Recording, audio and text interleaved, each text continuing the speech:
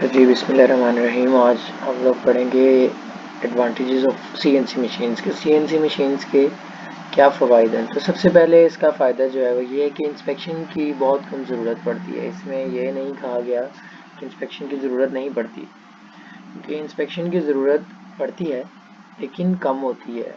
कि जब मैनुअली काम किया जाता है तो उसमें इंस्पेक्शन की ज़रूरत ज़्यादा होती है, क्योंकि वो मैन मेड जो चीज़ें होती हैं उनमें एरर्स के चांसेस ज़्यादा होते हैं, उनमें गलतियों के चांसेस ज़्यादा होते हैं। जबकि वो काम जो सीएनसी मशीन कर रही है तो उसमें गलती के चांसेस कम होते हैं, उसमें एरर्स कम होते हैं, तो इसमें इंस्पेक्शन जो है वो कम करनी पड़ती है। फिर ऑपरेटर की थकावट और उकताहट की बिना पर होने वाली गलतियाँ जो है वो कम से कम की जा सकती हैं, क्योंकि ऑपरेटर एक थक जाता है या वो उकता गया है तो वो मैनुअल मशीन पर अगर काम कर रहा है वो काम छोड़ देगा या वो काम गलत कर देगा, उसका ध्यान कहीं और है। तो जब सीएनसी मशीन की बात करते हैं तो ये इस तरह की गलतियां जो हैं ये कम पेश आती हैं, क्योंकि सारा का सारा काम जो है वो सीएनसी मशीन ने खुद करना है। एक सीएनसी मशीन ऑपरेटर का क्या काम होगा, उसने डोर ओपन करना है, वर्कपीस को अनक्लैम्प करना है, अगले वर्कपीस को क्लैम्प करना है और डोर को क्लोज करके साइकिल स्टार्ट कर देना है। उसने जो है पैनल के ऊपर से बटन दबाना है और बाकी काम सारा का सारा मशीन ने खुद ही करना है। तो उससे क्या होता है, ये गलतियां कम से कम हो जाती है। फिर मुश्किल और पेचीदा अशकाल के पुर्जे तेज़ी और दुरुस्तगी से बनाए जा सकते हैं। जो भी डिफ़िकल्ट किस्म की जो शेप्स हैं, पेचीदा किस्म की अशकाल हैं, कोई राउंड हो सकती है, फिर कर्व्स हो सकती हैं डिफरेंट टाइप्स की। तो इस तरह की जो शक्लें होती हैं जिन पुर्जों की, जिनमें ये गोलाइयाँ आ रही होती हैं या और इस तरह की शेप्स आ रही होती हैं जिनको बनाना पड़ता है किसी प्रोडक्ट में, किसी पुर्जे में, तो उनको बनाना जो है मैनुअल मशीन पर बहुत मुश्किल हो जाता है। जबकि सीएनसी मशीन पर जब आप प्रोग्राम में बताते हैं कि यार ये गोलाई यूँ है या ये जो है यहाँ से यहाँ जाना चाहिए टूल, या यहाँ से यहाँ मूवमेंट होनी चाहिए, तो वो एग्जैक्टली मशीन वही मूवमेंट करवाती है। तो पेचीदा शिकाल भी जो है वो दुरुस्तगी से बनती है। फिर ऑपरेटर, फोर्थ पॉइंट जो है, ऑपरेटर बैक वक्त एक से ज़्यादा मशीनों को कंट्रोल कर सकता है। बिल्कुल ठीक है, इधर से पार्ट अनक्लैम्प किया, क्लैम्प किया, साइकिल स्टार्ट किया, उधर से दूसरी मशीन पर गया, वहाँ से जो साथ ही दूसरी मशीन पड़ी होती है या आमने सामने अक्सर मशीनें पड़ी होती हैं, तो दूसरी मशीन पर गया, वहाँ से उतनी देर में जितनी देर एक मशीन पर काम हो रहा है उसने दूसरी मशीन पर जाकर वर्क पीस जो है वो तैयार हुआ उसको अनक्लैम्प कर लिया, मतलब वो उतार लिया, नया पार्ट उसके अंदर लगाया, उसको क्लैम्प किया और दरवाज़ा बंद करके उसने बटन दबाया और मशीन ने काम शुरू कर दी। तो एक वक्त में जो है एक ऑपरेटर वो एक से ज़्यादा मशीन्स को कंट्रोल कर सकता है। फिर पांचवा पॉइंट है मुनासिब और यूनिफॉर्म स्पीड और फीड की बिना पर कटिंग टूल की लाइफ ज़्यादा होती है। एक तो मुनासिब स्पीड और फीड जो है वो इसमें कंट्रोल की जा सकती है सीएनसी के प्रोसेसेस में। फिर यूनिफॉर्म का मतलब होता है कि एक जैसी।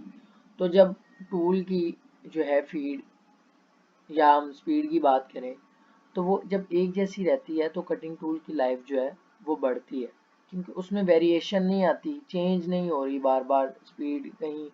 तो उस वजह से जो है वर्क पार्ट की एक तो सरफेस जो होती है, सरफेस फिनिश, वो भी हमें एक जैसी ही फिर मिलती है अगर फीड और स्पीड जो है वो यूनिफॉर्म रहें यानी एक जैसी रहें। और इससे क्या होता है कि टूल की लाइफ भी जो है वो भी ज़्यादा होती है, टूल बार बार और जल्दी जल्दी ख़राब नहीं होता। फिर शेड्यूलिंग और कॉस्टिंग का दुरुस्त जो है वो आपने एस्टीमेट, तखमीना लगाया जा सकता है, ठीक है, उसका एस्टीमेट लगाया जा सकता है। क्यों? क्योंकि इसमें जितनी आपने फीड देनी है उसी फीड के मुताबिक उसने उतने टाइम में ही काम करके प्रोवाइड कर देना मशीन ने, या जितनी आपने स्पीड देनी है उसी के मुताबिक काम करना है। क्योंकि अब ये इंसान तो काम कर नहीं रहा कि डेप्थ ऑफ कट जो है वो हर मरतबा चेंज हो जाएगा। मैंने असल में प्लान कुछ और किया होगा, इतना डेप्थ ऑफ कट देना है, लेकिन मैनुअली जब काम करता है इंसान, डेप्थ ऑफ कट कभी ज़्यादा हो रहा है, कभी कम हो रहा है, कभी फीड ज़्यादा हो रही है, कभी कम हो रही है।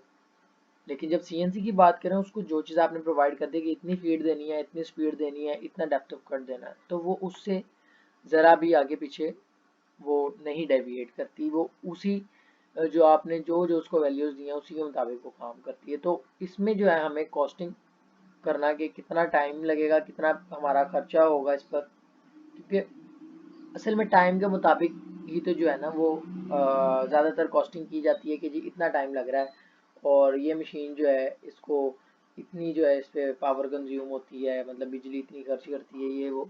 तो इन चीज़ों का एस्टीमेट लगाना सीएनसी मशीन के लिए आसान है। फिर वक्त की बचत और प्रोडक्शन रेट बहुत ज़्यादा होता है, ठीक है, ये बात कॉमन सी है, आप लोगों को समझ आ गई। अच्छा जी, प्रिसीजन और रिपीटेबिलिटी। सीएनसी मशीन क्योंकि काम और वक्त के साथ साथ इंसान की तरह थकावट का शिकार नहीं होती, तो हर दफ़ा बिल्कुल एक ही साइज़ के वर्कपीस बना पाती है, क्योंकि ये मशीन है, इसने ना थकना है, ठीक है, ना इसने उकताना है।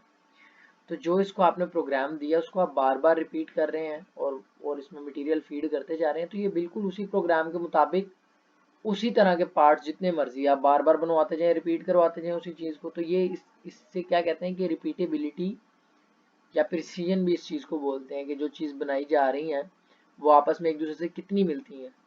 तो इसमें प्रिसीजन और रिपीटेबिलिटी जो है वो बहुत ज़्यादा होती है सीएनसी मशीन में, ठीक है। और फिर है कि वर्कपीस, ये बिल्कुल एक ही साइज़ के वर्कपीस बना पाती है, जो कि माहिर तरीन कारीगर के लिए भी मैनुअल मशीन पर ऐसा करना मुमकिन नहीं, क्योंकि है तो इंसान ही ना, वो कोई मशीन थोड़ी है कि वो बिल्कुल एक जैसी ही फीड रखेगा तो सरफेस फिनिश भी एक जैसी आएगी, या वो हर दफ़ा बिल्कुल पॉइंट्स में भी एक ही जैसा जो है वो साइज़ प्रिपेयर करेगा प्रोडक्ट का, नहीं कर पाते मैनुअली। तो इसीलिए जो है सीएनसी मशीन जो है बहुत फ़ायदेमंद है। फिर ये नोट नीचे लिखा गया कि बेशक सीएनसी मशीन के बेशुमार फ़वाइद हैं, लेकिन मैनुअल मशीन्स का इस्तेमाल अभी भी काफ़ी ज़्यादा है। क्यों? क्योंकि ये सस्ती होती हैं, इसलिए छोटी सनतों में सादा और आसान जॉब्स के लिए मौजू हैं। हाँ, जहाँ कुछ छोटी सनतें भी ऐसी हैं, कुछ लोकल इंडस्ट्रीज इस तरह की हैं जहाँ पर कॉम्प्लेक्स प्रोडक्ट्स बनाई जा रही हैं और उनको बनाना मैनुअल मशीन पर मुश्किल है, तो फिर वहाँ भी उनके लिए ज़रूरी होता है कि वो सीएनसी मशीन्स को इंस्टॉल करें। तो वो कितनी लोकल इंडस्ट्रीज हैं जो सीएनसी मशीन से काम कर रही हैं। अच्छा, आगे लिखे क्योंकि इन पर इनके डिज़ाइन को देखते हुए काम शुरू किया जा सकता है। हाँ, जो मैनुअल मशीन होती हैं इनका इस्तेमाल इस वजह से भी किया जा सकता है क्योंकि डिज़ाइन देखा फ़ौरन और उसके मुताबिक एज इट इज़ जो है उसने वर्कर ने वर्क पार्ट क्लेम किया मैनुअल मशीन में और जो है काम शुरू कर दी। जबकि सीएनसी मशीन के लिए एक प्लानिंग होती है, आप प्रोडक्ट को देखते हो, उसके साइजेस जो है उनको देखते हो, डिज़ाइन को देखते हो, देखने के बाद आप उसके मुताबिक प्रोग्राम प्रिपेयर करते हो, प्रोग्राम प्रिपेयर करने के बाद आप उसको टेस्ट करते हो, फिर उसको आप मशीन में रन करते हो। तो वो एक थोड़ा सा टाइम कंज्यूमिंग टास्क है पहली दफ़ा के लिए, लेकिन उसके बाद जो है वो ईजी है सी। तो ये आप लोगों का आज के लिए जो है लेक्चर है कि सीएनसी मशीन के जो हैं ये फ़वाइद क्या क्या हैं, ये आप लोगों को ज़रूर पता होना चाहिए। ये इंटरव्यू के पॉइंट ऑफ व्यू से भी बहुत अहम है कि एक सीएनसी ऑपरेटर या एक सीएनसी प्रोग्रामर को ये लाजमी पता होना चाहिए कि जो फील्ड है उसकी, जो उसकी स्पेसिफिक फील्ड है उसके फ़वाइद क्या हैं, कि उसके मकासद क्या हैं। तो फ़वाइद ही तो एक्चुअल मकासद होते हैं ना, कि किसी चीज़ का मकसद क्या है। हम किसी चीज़ को काउंट ही तब करते हैं जब वो कोई फ़ायदा पहुंचा रही होती है हमें। तो ये इंटरव्यू के हवाले से बहुत ज़रूरी है, ये आप लोगों को पता होना चाहिए।